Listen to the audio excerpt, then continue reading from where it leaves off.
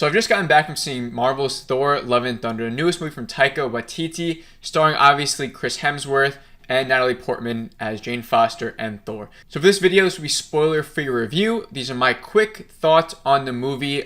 This is pretty much a raw reaction. I just got home from seeing the movie. Haven't really made a script or anything. I kind of have everything I want to talk about on my mind, so I just want to get on here and talk about it. So if you guys enjoy this video, please make sure to like it. Please subscribe if you're new. But let's talk about Thor Love and Thunder. So right away, I want to say that this is a comedy movie through and through. Now, we sort of knew that going into it after seeing Thor Ragnarok, that has a lot of comedic elements.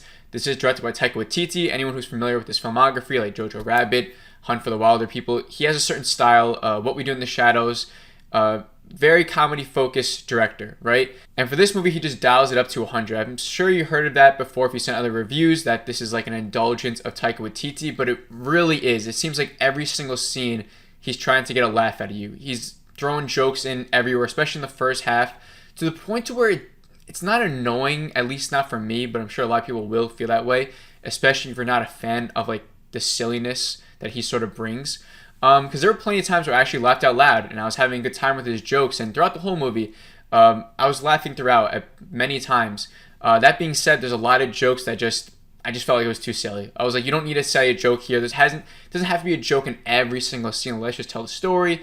Let's get the point across. And in the second half, thankfully, it doesn't focus too much on the comedic elements, but actually has a lot of heart for it. And so that's one thing I want to say, is that for this story, it was really good. I would say Christian Bale playing Gore the God Butcher is the main focal point of the story. As we know, this character, he is a killer of gods. He wants to take revenge on all these gods, and that brings him to Thor, and where he wants to kill Thor. And I thought that was a really cool, badass story for a Thor film. Thankfully, because that sort of story feels very one-dimensional, right? It's like, okay, Gore the God Butcher wants to kill Thor. Is that really it? No, there's a ton more to it, especially with this villain and his motive.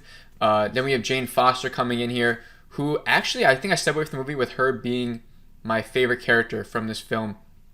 I love what Taika Waititi did with her character becoming like the mighty Thor, like the reasoning for her becoming Thor. It's very, it's a pretty incredible what they did, and especially with the focus with Thor and her love relationship, which is also a focal point of the movie. I absolutely love that. Like those elements in the movie I loved. So, I mean, the things that I did like about the movie, I'd say, were Jane Foster's character as Thor. I thought she was great. I think Gore the God Butcher, Christian Bale, I think he did great.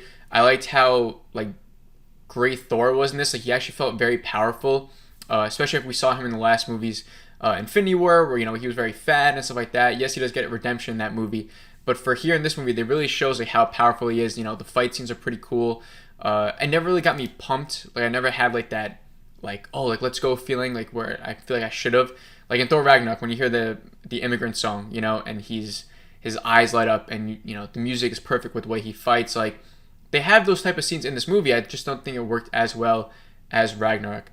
For things that I didn't like I said, the overabundance of comedy, a little bit too much for me. The CGI was a little bit much for me. Visually speaking, the movie does look good, but I couldn't get past the point of, like, knowing that it was all fake. You know, that it was just, this is all just green screen. It was all CGI. I wish we used a little bit more locations, because I felt like every single location was like just like a CGI fest, and it just seemed like a little bit too much of that CGI for me. But I do think overall, as a Marvel movie, as knowing what you're stepping into with Taika Waititi, and after Thor Ragnarok, sort of knowing like what this Thor character is like, I have to say it was a pretty good time. I think as a theater going experience, I had a great time. You know, a lot of people in the theaters were laughing, you know, more jokes than I were. Some of them were cheering at times. Like, it's a very, it's a good Marvel movie. It's a welcoming experience, you know, like, you're going to have a lot of fun. The story is good. It has everything you kind of need to walk away, I think, with having a good experience. So my rating for this movie is a 3.7 out of 5. I wouldn't call it a great movie. I don't know if I'd call it a really good movie, but I did have fun with it. I think it was a good film.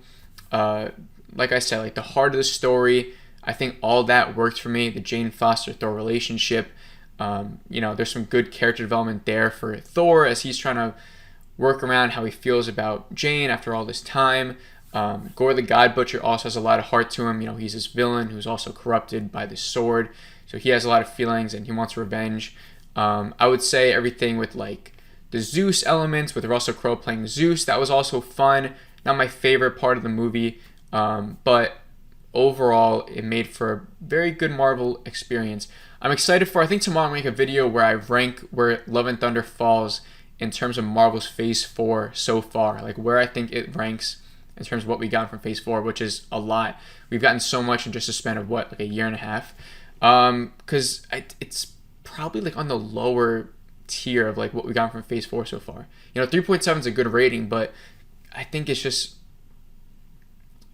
not like a great rating. But like, I don't want to take away from the movie because I did have a good time. It was fine. Like, it was good. If I had to rank the Thor movies right now, it'd go Dark World, Thor, Love and Thunder, and then Ragnarok's like it's I think it's in a different tier, maybe a tier or two below Ragnarok. So that's just my own personal opinion on it. I'm excited to rewatch it at home, see if it holds up. My main takeaway is that I think he just should have not focused so much on the comedic elements, and just let the story sort of tell itself a little bit more. Too many jokes. That's my biggest takeaway. So if you guys enjoyed this video, please make sure to like it. Please subscribe if you are new. But I will see you on the next video. Have a great rest of the day.